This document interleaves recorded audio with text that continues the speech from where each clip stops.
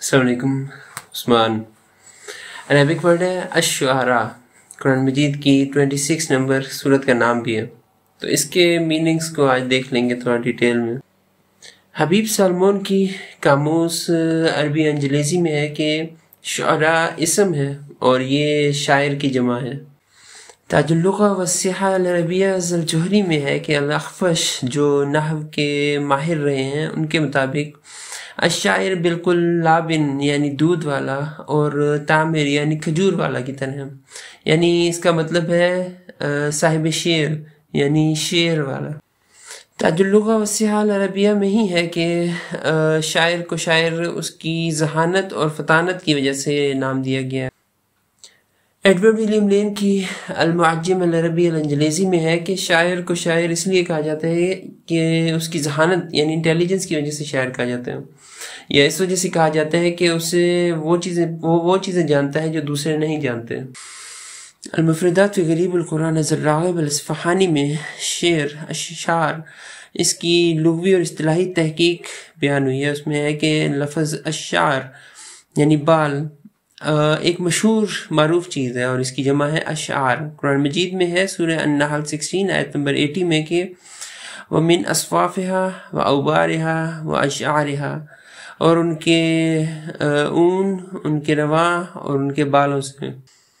المفردات فی غریب القرآن الراغب الاصفہانی میں ہی ہے کہ اور شعارتوں کا مطلب ہے کہ میں نے بال کو پا لیا، یا یوں کہیں کہ میں بال کی باریکی تک پہنچ گیا، اور اسی سے یہ مفہوم استعارے کے طور پر لیا گیا ہے۔ شعرت و قضا یعنی میں نے فلاں بات کو اتنی باریکی اور دقت سے جانا کہ جیسے بال کی باریکی کو پا لینا۔ شاعر کو شاعر اس کی فطانت، ذہانت اور علم کی باریکی کی وجہ سے کہا جاتا ہے۔ اور لفظ الشعر یہ اصل میں دقیق اور باریک علم کا نام ہے، جیسا کہ عربوں کے اس محاورے سے ظاہر ہے لیت شعری، یعنی کاش میں جان پاتا، کاش میرے علم میں ہوتا۔ لیکن بعد ازاں یہ نام موزوں اور مکفہ کلام یعنی شاعری کے ساتھ مخصوص ہو گیا اور اس کے ماہر کو الشاعر کہا جانے لگا۔ یہاں مکفہ سے مراد ہے ایسی عبارت یا کلام جو قافیے کی پابندی کے ساتھ لکھا گیا ہو، جس میں ہم قافیہ الفاظ موجود ہوں، اور موضوع سے مراد ہے جس میں وزن کا خاص خیال رکھا گیا ہو۔ اب اگر شعر جمع اشعار کی ان مطالب کو دیکھیں تو رسول صلی اللہ علیہ وسلم کی وہ حدیث یاد آتی ہے جو صحیح بخاری میں ہے، 6145 نمبر حدیث ہے۔ اس کا مفہوم ہے کہ کچھ اشعار میں حکمت ہوتی ہے۔ ایڈورڈ ولیم لین نے المعجم العربی الانجلیزی میں شعراء کے مختلف درجے بیان کیے ہیں جو اہل لغت کے نزدیک بیان ہوئے ہیں۔ ایک حیرت انگیز یا کمال کے درجے کا شاعر خنزیزو کہلاتا ہے، اس سے کم درجے کا شاعر شاعر کہلاتا ہے، اس کے بعد شعیروں تصغیر کے وزن پر، اس کے بعد شعرورو، اور اس سے نیچے اس سے کم درجے کا شاعر متشاعروں کہلائے گا جو شعر کہنے کی کوشش کرتا ہے۔ ایڈورڈ ولیم لین کی المعجم العربی الانجلیزی میں ہے کہ مجازی طور پر استعارے کے طور پر لفظ شاعر کا ایک مطلب جھوٹا بھی ہے، اور یہ مطلب شاعری میں جھوٹ کی کثرت کی استعمال کی وجہ سے ہوا ہے۔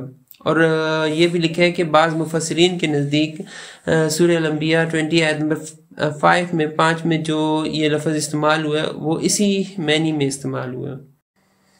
المفردات فی غریب القرآن الراغب الاصفہانی میں ہے کہ قرآن مجید میں اللہ تعالیٰ کفار کی بات نقل کرتے ہوئے فرماتے ہیں، سورہ الانبیاء 21 آیت نمبر 5 میں ہے کہ بل افتراہ بل ہوا شاعر، بلکہ اس نے اسے گھڑ لیا ہے، بلکہ وہ شاعر ہے۔ اور پھر ہے کہ لشاعر مجنون، سورہ الصافات 37 آیت نمبر 36 میں کہ ایک دیوانے شاعر کی خاطر۔ بہت سے مفسرین نے ان آیات کا مفہوم یہ لیا ہے کہ کفار نے آپ صلی اللہ علیہ وسلم پر ایک منظم اور مکفہ کلام یعنی شاعری لانے کا الزام لگایا تھا، اور پھر ان مفسرین نے قرآن مجید کے ان الفاظ کی تعویل بھی کی ہے جو وزن میں شعر سے مشابہت رکھتے ہیں، جیسے کہ سورہ المسد 111 نمبر سورت ہے تبت یدا ابی لہب و تب۔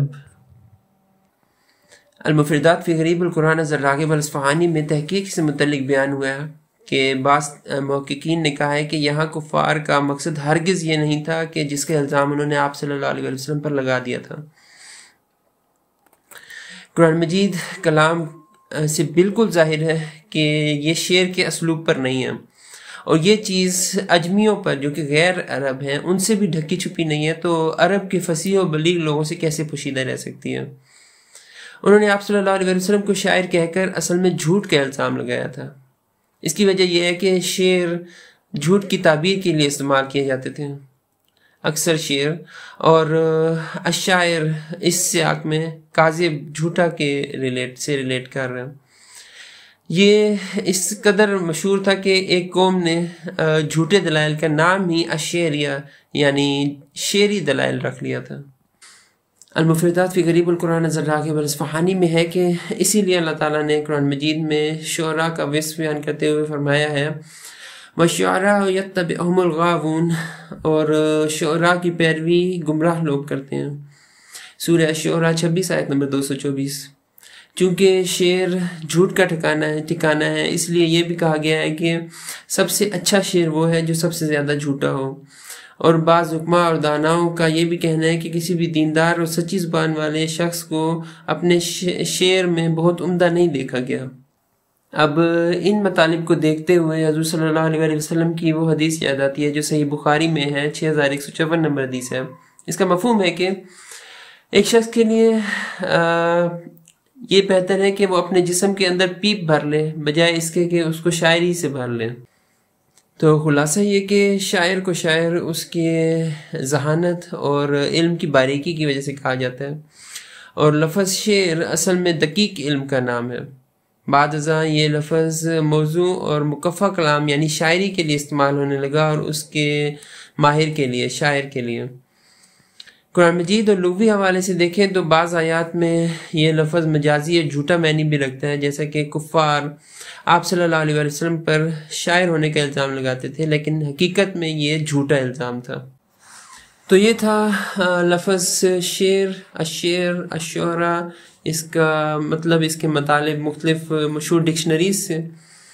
آپ لوگوں کے فیڈ بیک کا انتظار رہے گا، آپ لوگ کمنٹ کریں کچھ بھی بات جو آپ لوگوں کے ذہن میں آتی ہے، میں دیکھوں گا، انشاءاللہ پڑھوں گا، اور اس سے امید ہے کچھ سیکھنے کا موقع ملے گا۔